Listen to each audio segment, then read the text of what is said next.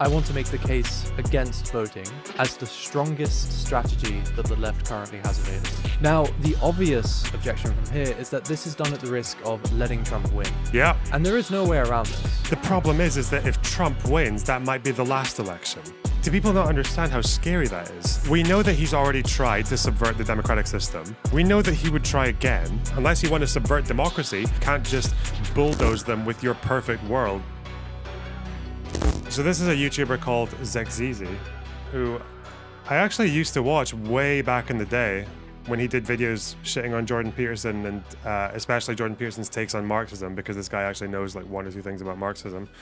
I think actually if you look really deep in my DMs on Twitter, I'm pretty sure I sent this guy a message when I started my channel saying, hey, I like your stuff. Do you want to check out my channel? Yeah. But he's making a video called Don't Vote, okay? Don't vote. Let's hear it.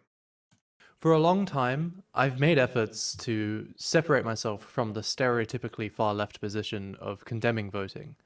I've admitted that voting doesn't take long, it's fine to encourage somebody to vote who might not otherwise, and that generally there is a meaningful difference between the two major parties in the US and the UK.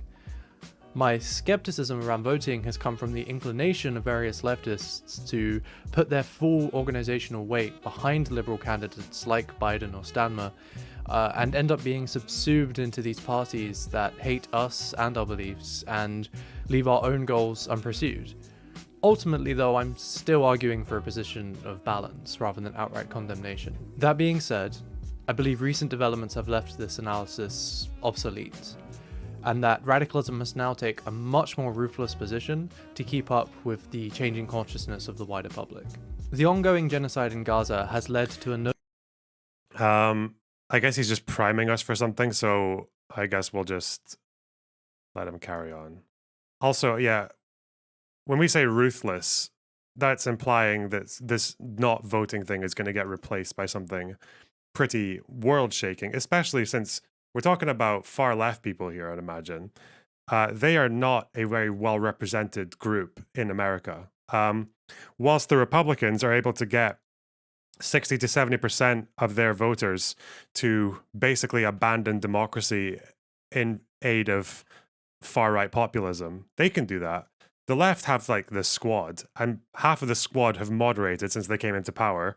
And they're only like, what, 4, 5, 6, 7 people? So I'm just saying, you know, we have very limited political capital here as far left people for engaging in ruthlessness or whatever. And the UK, it's kind of the same. noticeable shift in attitudes in liberals and leftists alike across the West. We've had to watch as our political leaders march lockstep with Israel's brazen attempts to displace Palestinian people with no outlet for resistance in conventional politics. And then with the elections in the US and the UK coming up this year, this is naturally leading people to question whether or not these genocide enablers even deserve our votes to begin with. And then from there, especially in the US, you've had the typical discourses of harm reduction and lesser evil voting spin up too. When they talk about leaving people to question the, as far as I know, in the UK, when you compared to how Corbyn was doing, Labour just won 2 more by-elections with pretty massive shifts in voting. The Conservatives have lost their voters basically to either, some of them have gone to the far right, like the Reform UK, and the others have gone to Labour. So the splintering there is pretty big, but I mean, it seems to be the case. It's not like people waking up to the fact that lesser of two evils is useless or whatever. No, it's like people are moving either further right and the other ones to Labour, to centre left or centre, right? Like I don't know if you've seen the polling in the UK. The Conservatives are they are so. But also the fact that more people went to Labour than to Reform is quite encouraging, because again, if you're talking about the leftists and the radical people on the left abandoning Labour, well, where are these leftover Tory votes going to go? Otherwise, they're going to go to Reform, and Reform are far more scary than the Tories are. So, okay. Today, then, I want to make the case explicitly against voting as the strongest strategy that the left currently has available. Now, because my usual video production process apparently takes months or even years now, I'm slapping this together at a much lower production quality just so I can get it out while it still has some relevancy. For anyone wondering, I am also working on a much longer, much fancier video on the side, but that's still a bit off from here. So. I just realized my neck is purple because my floor LED is on and it's too late to turn it off. So if you're wondering, I'm not diseased, that's just why. So the key observation of the current moment is that the rejection to vote is the most effective path towards radicalization.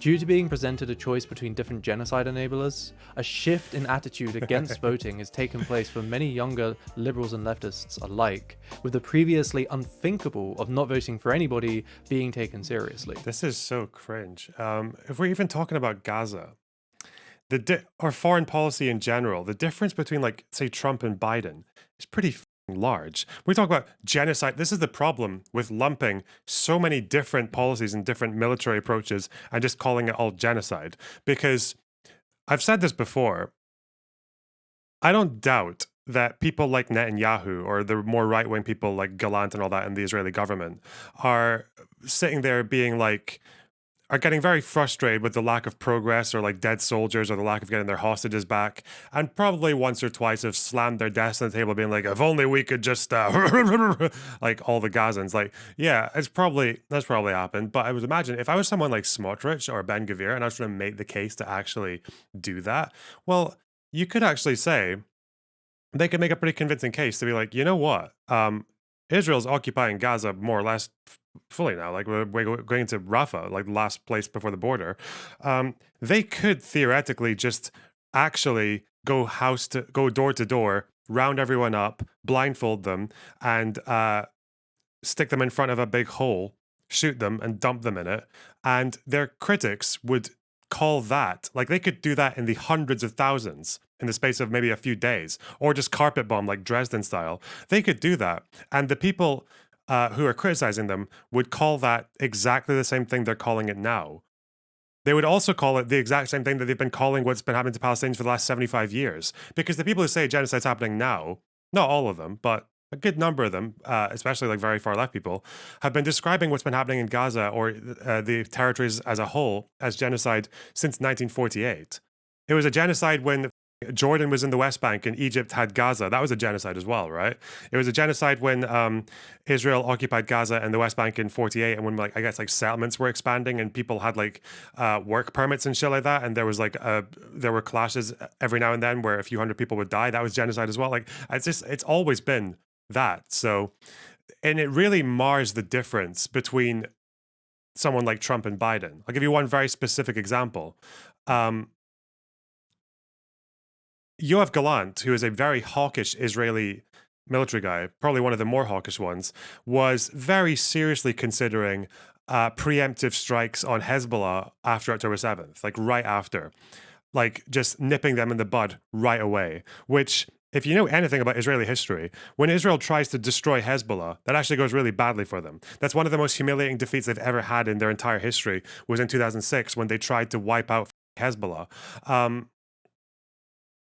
It's a really that was when they did it, when it was just Israel and Hezbollah.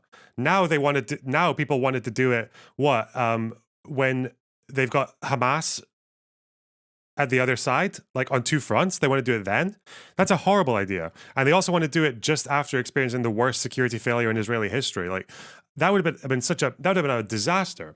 It wouldn't have been necessarily like a disaster for like massive loss of Israeli life, but it would have been a massive loss of Lebanese life. Absolutely. Because in the attempts for Israel to take out Hezbollah, last time they did that, like 1 million people were displaced, a few thousand people died. They would do that again. And in part, and this is why, in part, that move was stopped because of reassurances given by Biden, because Biden quite sharply decided to put aircraft carriers in the Mediterranean to say that we will be the deterrent to Hezbollah. If Hezbollah escalates, that's America getting involved, okay? And then that seems to have worked out pretty much as they said it would. The number of civilians, when I last read, the number of civilians who were killed by Hezbollah strikes since October 7th is lower than the number of speeches Nasrallah has given since October 7th. It's pretty low. Hezbollah have done not that much, and they don't seem to want to do that much. That's why they've shied away from declaring war. That's why it seems to be more what they're doing now is just doing just enough to make it look like they're doing something, and really focusing more on rhetoric and propaganda videos. If Trump were there, do you think Trump would have exercised the same level of calculation and restraint? Well, maybe he would have, but we don't know. We don't know what he would have done. He might have actually encouraged a full-scale war with Hezbollah because he likes to be the strongman. He might have tried to get involved himself. What did he do when it came to Syria? If we're talking about genocide and all that, what happened to the Kurds after Trump abandoned them? The Kurds basically helped the United States take out ISIS. They put their own people right on the front and into the thick of it with ISIS. And Trump just one day, I guess because he read an article or just woke, or I guess his fucking chicken nuggies were too cold that morning, and he decided to pull America away and abandon them to the Kurds, to the Turks. And that's not even to mention the fact that he is basically almost guaranteed to abandon Ukraine if he gets into power there. And all these things where Biden is currently having fallouts with Netanyahu, or trying to put pressure for humanitarian aid corridors or things like that, or sanctioning the settlers. Finally, after Huara, over a year after Huara, finally we've got sanctions against the settlers who led those riots. Yeah, would we have got any of this from Trump? But yeah, I guess it doesn't matter, because as far as we're talking about categorizing, those details don't matter. They're two genocide enablers, and that's it. It's so dumb. Anyway. What's special about this is that not voting is a fundamentally illogical, nonsensical position, yet despite this, people are being drawn to it anyway. This is because in a political landscape such as ours, still mired in capitalist realism, where alternatives can scarcely be imagined, let alone be made feasible, resistance can often manifest as a desire to reject society altogether. In a sense, the only response to a world in which revolution or even reform feel hopelessly out of grasp is to simply declare, I cannot imagine a new future, but I don't need one to reject the present existence anyway. The urge not to vote is one such instance of a blind resistance. The desire to escape the perpetual dilemma of lesser evilism by rejecting its premise outright. This desire is, again, raw, it's base, it's unrefined, it's often ill thought out, but this is exactly what defines it as a complete rejection of existing society.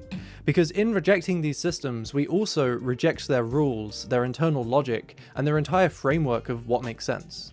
While those who subscribe to the logic of existing superstructures, our political systems and the electoral process, will insist on how simple and obvious just voting is, that can't change the fact that I always notice when I see these kind of far left theory videos, it's not the kind of theory crafting videos, is it always seems like there are little factoids that are thrown in there that are just kind of taken for granted and assumed to be true, even though when you keep saying, for example, a growing number of people are realizing that this lesser of two evils is worth rejecting, or a growing number of people are opting out of the democratic system, where is the evidence of that?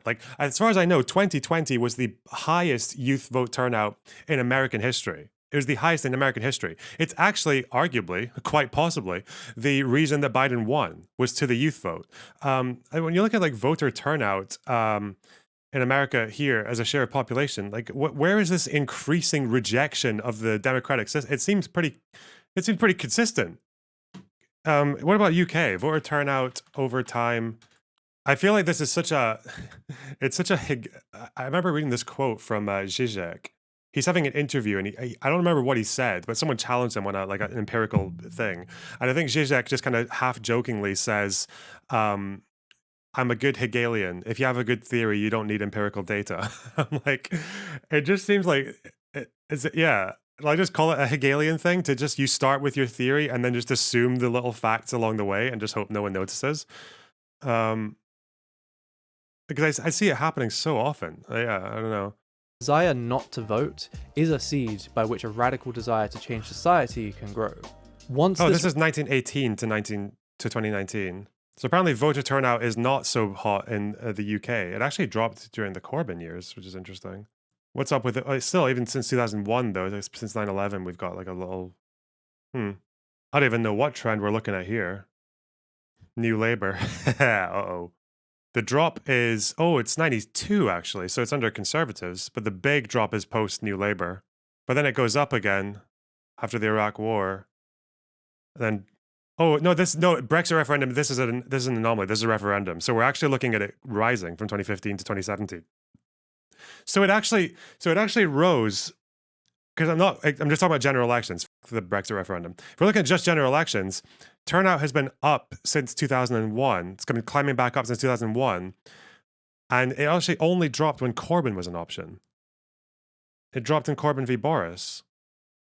You would think that this was actually when the most feasibly revolutionary candidate was on the ticket. And I guess turnout kept going up in 2017. This was Corbyn as well. But then when it was Corbyn and Boris, it dropped again. So I don't know if socialism definitely didn't save voter turnout in the UK. Rejection bursts to the surface. An incredibly effective path to radicalize these people is to take those base feelings and turn them into a cohesive political worldview. This plays on the same dynamic we saw in 2020 over abolishing the police. An at the time immediately intuitive idea that cleared the way to radical thinking, yet also made no sense within the framework of existing society. And today, this type of demand takes the form of something far simpler, of not having to support genocide. What threatens this budding radicalism is that it must immediately clash against the facts and logic of existing society, which demands that these alternatives are born fully formed and able to meet standards which they're trying to move past to begin with. If we don't vote for the Democrats, how will we beat the Republicans? If we don't have the police... And the problem with abolish the police was that neither black nor white Americans wanted it. Like 61% wanted the police presence to remain the same, and then 71% for white Americans. Just about the same proportion of black Americans wanted more police presence in their area as less. Okay. Thank you, Gallup. How will we prevent crime? It's the job of superstructures like the media and the political system to forcibly drag these intuitive desires down into the mud of policy and electoral pragmatism, where they lose any radical potential. This was the fate of abolishing the police the moment it became defund the police, which, ironically enough, in trading in its radical content to be more appealing to conventional politics, did a far worse job at grasping anybody as a position than abolition ever did. Voting is... Is there even any data for that? How would you say that abolish the police got people more intrigued than defund the police? My impression is that abolish the police and defund the police was responded to and received by the American public as, mate, what? That's what? Okay, I don't know. Is especially vulnerable to this because its radical content consists of simply not engaging with a system at all, with no immediately obvious alternate mode of activity. Of course, in reality, no longer allowing ourselves to be tied up in the spectacle of electoral politics frees us up to do all sorts of things, but this won't be immediately obvious to most people who begin to question the basis of voting, and they'll be continually beat over the head with the idea that it just takes a day to vote. We can postulate about various... It doesn't actually take a day to vote. It takes like 4 hours. If you're in America, maybe you have to go to you have to drive out to stand in a queue or whatever. Takes less than half a day, but forms of direct action, mutual aid, and activism in general we can get involved with instead of party politics. It is unequivocal that the most impact that anybody in the West can have on the Gaza genocide is trying to prevent shipments from reaching Israel, as has already been done in the form of strikes and direct action. But what has decisively changed about this analysis is that we're no longer trying to propose just a better way to organize. The focus is now on an amplified potential for radicalization. However, the crucial element of this particular shift in the political moment is that it tears open a deep schism in the current left. The position, at least in theory, for the harm reduction left was that we could support lesser evil candidates while at the same time building a radical movement of our own. The situation at hand undoes this excuse though, because now the two goals are explicitly opposed. The task of a left concerned with winning elections is now to squash this sense of anti-electoralism and any radicalism that comes with it. I will say, though, that's because if the problem is that if Trump wins, that might be the last election. Like, do people not understand how scary that is? We know that he's already tried to subvert the democratic system. We know that he would try again. Is that worth the gamble? It's also, whenever people dismiss this like lesser of two evils as if that's like inherently bad, at the end of the day, if you're in a country of tens of millions or hundreds of millions of people, it's a negotiation at the end of the day. You have to get the lesser of two evils because any candidate who is perfect for you is going to be massively imperfect for many other people. That's why you live in a democracy. You have to live in a world where people are, unless you want to subvert democracy, unless you think Republicans or conservatives don't deserve to vote, which seems to be a slight underlying premise, unless you think they don't deserve to vote, then you do kind of have to understand that they exist as well, and you can't just bulldoze them with your perfect world again and drag them kicking and screaming along with it. This has happened every now and then. They did this with Roe v. Wade. Roe v. Wade came in on a very technical legal argument about privacy, and the problem is that the argument on abortion in America didn't seem to have been won. It seems to be that Americans are pretty much okay with, what do you call it, first trimester, second trimester, they get a little bit, and then third trimester, they're like, definitely not. That's an argument that needs to be won, and that's why now that abortion has been left up to the states, then people are now having to actually defend the case for abortion. That's why in Ohio, they had to have a vote on it, and they managed to protect it with like 57% of the vote, just about. So I don't know. It's also like this dismissal of lesser of two evils and incremental change and all that. It's like lesser of two evils only really works as a dismissal of the electoral system if you are either too privileged or just too unaware to notice the impacts of those changes, because incremental change is not actually incremental. It's incremental maybe as something to write about in newspaper articles or to put in like data charts and all that. But incremental change for an actual individual can be massive. For example, one incremental change in Minnesota was the introduction of free breakfast for kids in school. That's an incremental change. That's not that exciting to talk about, but actually in reality it kind of is, because nutrition and kids just being able to actually be like nourished before they actually start their school day, not having to worry about their parents preparing breakfast when they're too busy or like things like that. Yeah, that's a big difference. And actually, as far as education goes, that's one of the biggest difference. I think isn't it true that for school kids, and performance in school, isn't breakfast like it's more important than having an iPad or like having high tech like learning facilities and anything like that? It's like one of the most fundamental things for improving someone's performance in the education system, and that's at a very young age as well. Even that one thing is like could be the difference between a good life at school and a bad one for a kid.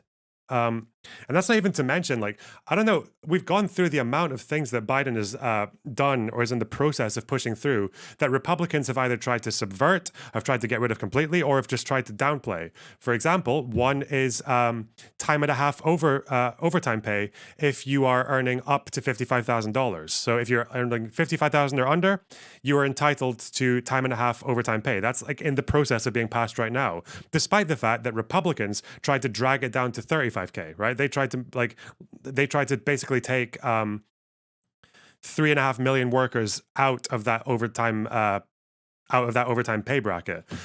You've had like over-the-counter birth control becoming made illegal, and I think CVS and Walgreens are actually going to carry the is it O-pill? They're going to bring that in. We've got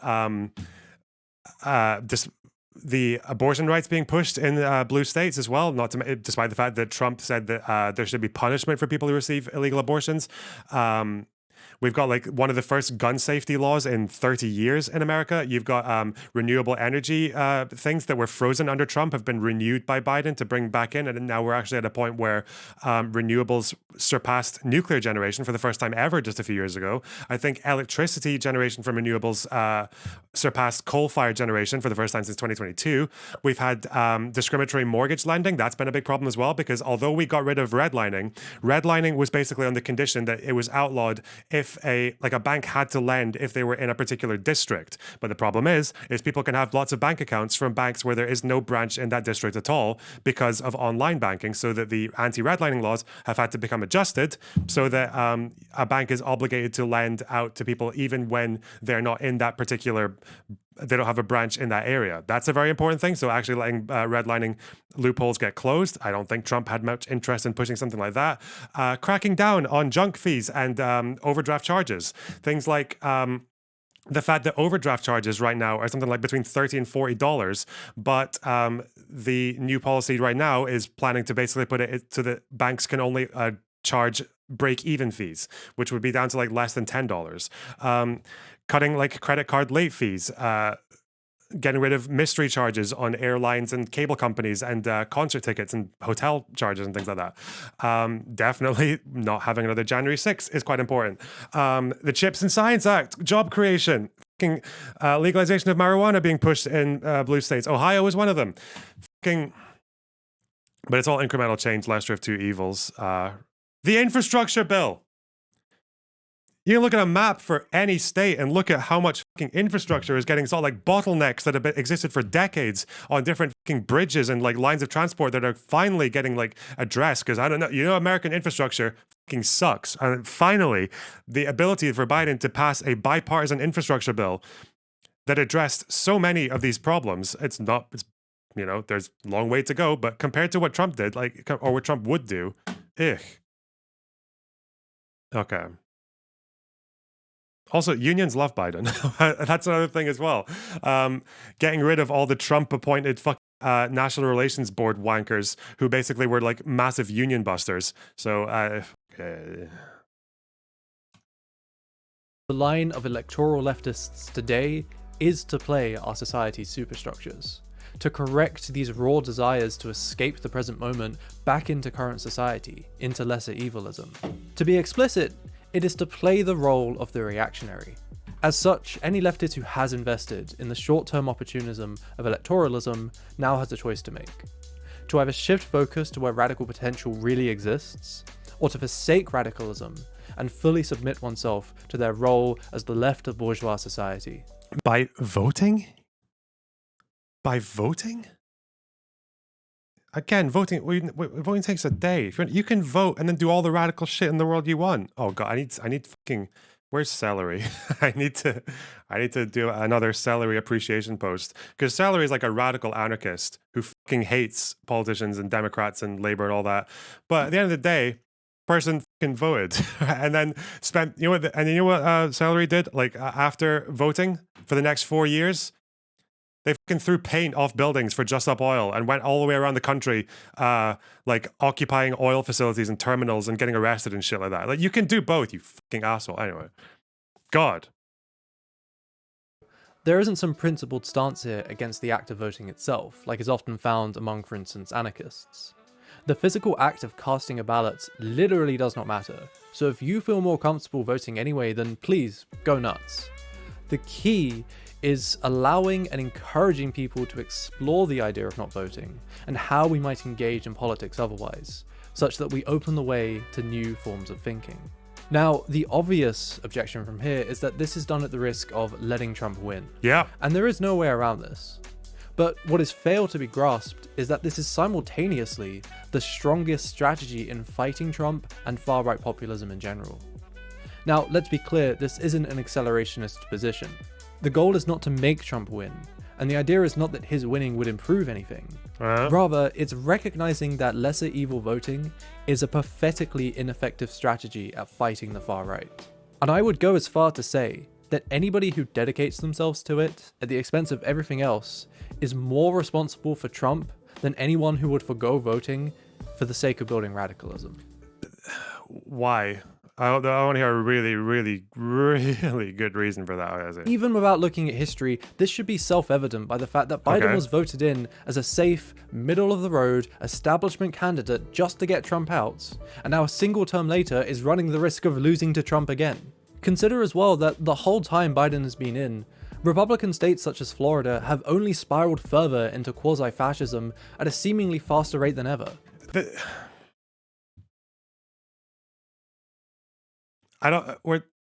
talking about states. Yeah, red states will do red shit. I don't know. What the states that Biden won are going closer towards like left-leaning policies. I don't know how many states have passed laws protecting abortion rights. How many states are doing things that are achieving things that they wouldn't have done under Trump? I don't know. Or even that whole list of policies that I mentioned. Like, me. So we do the 3 branches meme. You know there are 3 branches, and then there are the states, and the states have the 3 branches. Oh, fuck. Remember the Holodomor? Luigi the Epic Korean, thanks for the sub. Yeah, you can't just beat Trump once. You can't just beat Republicans once. You have to beat them again and again and again and again and again and again because they're horrible. I don't know. Pushing all weight behind Biden again does not make Trump and the far right go away. Rather, it allows them to fester for another term and then come back the next election cycle even stronger. And so, if you remain tied to lesser evil voting out of a belief that anything else is simply impossible, it is your duty to be rushing to make it possible when the material conditions provide an opportunity like the one presented to us right now. All that's being done instead is propping up a liberalism. Like, what's the straw man here of voting? What's the idea? Were people saying that if we vote Biden, that if we vote in Biden, Trump will just vanish off the face of the earth?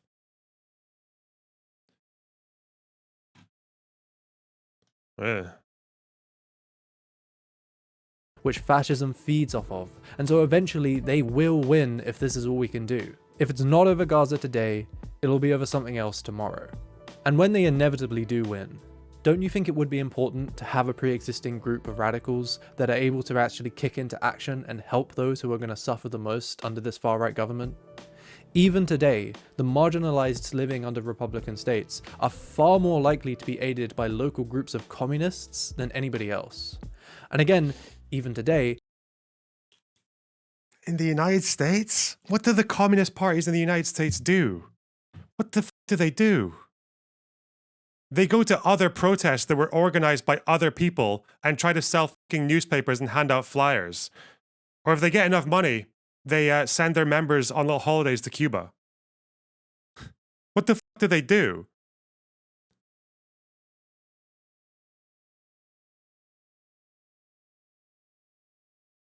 They'll be there to sell you their books. They'll be there to sell you pamphlets on the life and times of Antonio Gramsci. The only way to effectively help Gaza is to try and prevent shipments from reaching Israel. Like I said, this is already being attempted, but it hasn't been strong enough to deliver results just yet. Efforts so far are being easily co-opted and pacified by career activists. But imagine what could be done if, instead of supporting the Dems and arguing over whether or not we're obligated to vote for them, we poured our energy into these forms of resistance instead. Even from an electoralist perspective, there's value in rejecting voting today for the sake of pushing people left, to increase the possibility in the future of a left populist candidate becoming viable who could actually maintain a victory over the far right. These candidates don't just materialize out of thin air after you've waited long enough. They grow out of the pre-existing political landscape, and they're far more likely to gain traction under one full of people so radical they wouldn't. I don't really know why this isn't accelerationism. If the idea is to use your withholding your vote to accelerate the popularity of left-wing populism. Do you know actually when fascists come into power, one of the first things that they do is up left-wing populists and stop them from. I don't really know where this idea comes from. It does sound like accelerationism. It does. I don't, because it sounds like this. It sounds like the Central Committee in Weimar Germany when the Nazis took over. Like this paragraph here. I'll keep doing this because this paragraph is it's so facts. Because the big problem in the Weimar Republic was that the communists basically they decided that their biggest enemy would not be Nazis, it would be social democrats. They were the ones that they were mostly focused on getting rid of. They were the ones that they saw as social fascists. They were actually, they collaborated with Nazis more often than they collaborated with social democrats, with the strike in, with the train strike and with also the trying to get rid of the Prussian Landtag. But anyway, let's see. This whole paragraph here just says, it speaks to me, okay? The relative inaction of the communists reflected, above all, the party's leadership's belief that the new government, the last violent dying gasp of a moribund capitalism, would not last more than a few months before it collapsed. Aware of the risk that the party might be banned, the German communists had made extensive preparations for a lengthy period of illegal or semi-legal existence, and no doubt stockpiled a substantial quantity of weapons as they were able. They knew, too, that the Red Front Fires League would get no support from the Social Democrats' paramilitary associate, the Reichsbanner, with which it had clashed repeatedly over the previous years. The parties constantly reiterated demands for a unity front with the Social Democrats stood no chance of becoming reality, since it was only willing to enter into it if the social fascists, as it called them, gave up all their political independence and in effect put themselves under Communist Party leadership. What a indicative of a party that had less support. The Communist Party never had as many seats as the Social Democrats, but they still said, submit to us. It's so crazy. Anyway. The party stuck rigidly to the doctrine that the Hitler government signaled the temporary triumph of big business and monopoly capitalism, and insisted that it heralded the imminent arrival of the German October. Even on the 1st of April 1933, an appropriately symbolic date for such a proclamation, the Executive Committee of the Comintern resolved. Despite the fascist terror, the revolutionary upturn in Germany will inexorably grow. The masses' defense against fascism will inexorably grow. The establishment of an openly fascist dictatorship, which has shattered every democratic illusion in the masses and is liberating the masses from the influence of the Social Democrats, is accelerating the tempo of Germany's development towards a proletarian revolution. As late as June 1933, the Central Committee of the German Communist Party was proclaiming that the Hitler government would soon collapse under the weight of its internal contradictions, to be followed immediately by the victory of Bolshevism in Germany. Communist inaction, therefore, was the product of communist overconfidence, and the fatal illusion that the new situation posed no overwhelming threat to the party.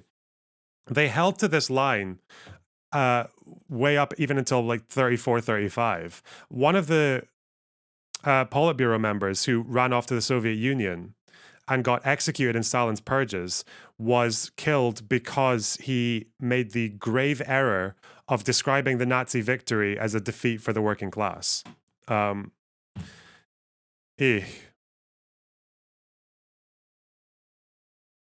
It's all the same things as what this guy's saying as well. It's overstating how popular you actually are. It's overstating the potential that you have to win over support when things get worse. It's like so misguidedly making your worst enemies and the people you spend the most time fighting with, the people who are like about as left-wing as you can get without losing popular support. Like, I don't yeah.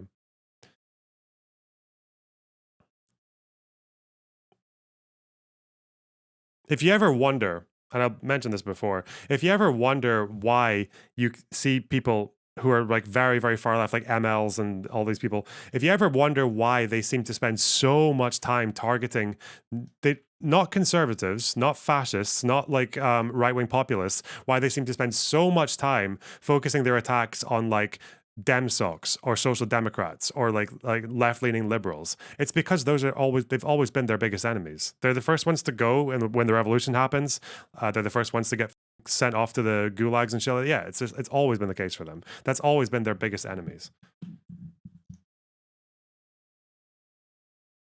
And entertain the notion of voting for a genocide enabler. One might suggest that we might not be able to build a radical movement strong or large enough to actually affect the difference needed here, be it in direct action or in pushing for a Bernie 2028 run. But if this is the case, then we also haven't convinced enough people away from voting to meaningfully affect the result of the election. So that's my pitch to not vote in 2024. I know I pretty much just spoke about the US today, but if you're in the UK, you already know that everyone already agrees Labour is as bad, if not maybe worse, than the Conservatives, especially if you're trans. So I didn't think it was really worth talking about that. But anyway, I hope you enjoyed the video. Again, I do have something longer and more fleshed out and edited and blah, blah, blah coming out, hopefully in a month or two. It's again like this, the hubris of like everyone agrees. When was Labour polling this high under Jeremy Corbyn? 44 to 24. Like, it's so, for so long. When were they polling this high under Corbyn? When were they polling with a 20-point gap for like, for well over a year?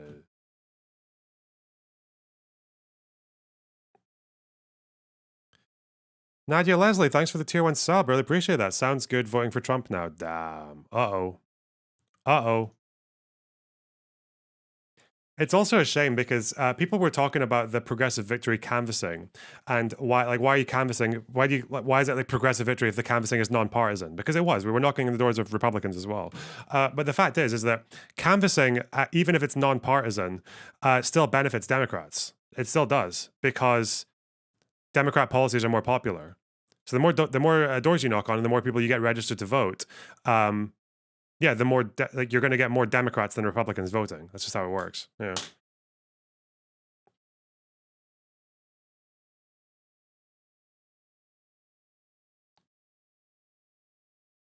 So stick around for that. But either way, thanks for watching, and I'll see all you lovely people again, hopefully soon. Bye. Okay. Strongly disagree. Okay. Smugbug said he wrote a comment, but YouTube might have purged it. Oh well.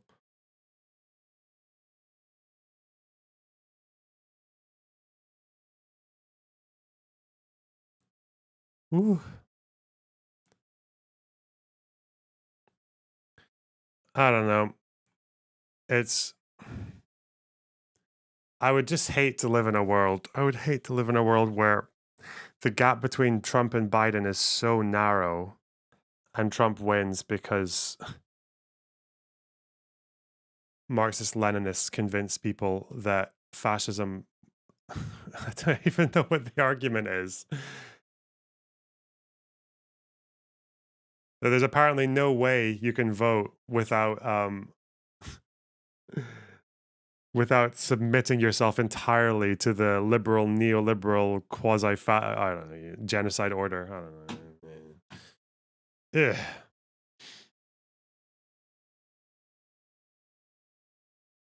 Breakfast clubs, get f***ed. All right. Dennis, thanks for the tier 2 sub. Really appreciate that. Leftist complacency and disconnection will always leave out the political leadership. Leave out of the political leadership. All right. Pokemon, go to the polls. Oh yeah, I think you should vote.